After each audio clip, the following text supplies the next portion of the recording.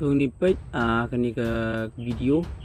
ya ki nomor jersey jongri England la pelaj da ke England National Football Team na do nomor we do nomor nriu manu bontong ni nomor we ar tercerta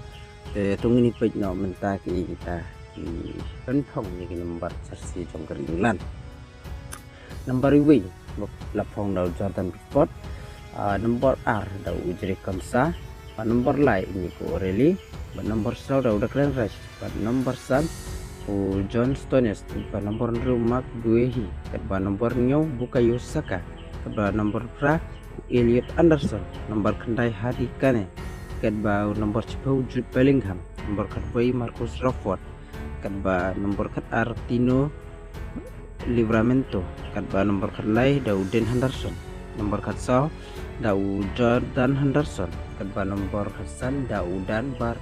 nomor kadrio dau Kabio Mainu nomor kadrio dau Morgan Rogers nomor pra dau Anthony Gordon nomor kendai dau Oli Watkins nomor arhu dau Noni Maduki nomor arhuwe dau Eberici Igi nomor arpuar dau Iwan Toni nomor arpulai James Trafford nomor arpausau dayu Turis James nomor arpusan Ujijit Spins nomor arpondru dau Jarel Kunsa nomor we jong keringlan di goalkeeper batu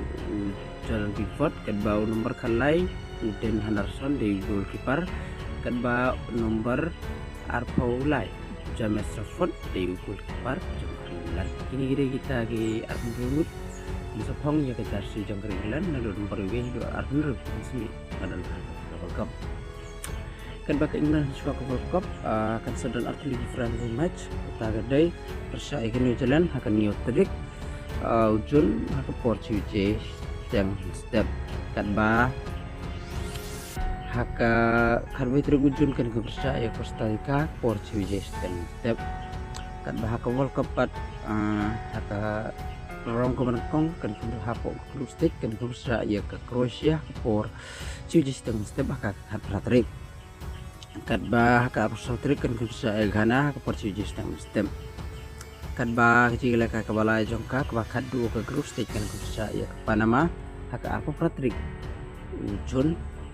haka por Aston step mata kesini tangin ini karena sepang kari England ada yang terang ya video ini channel siapa share kalau jompi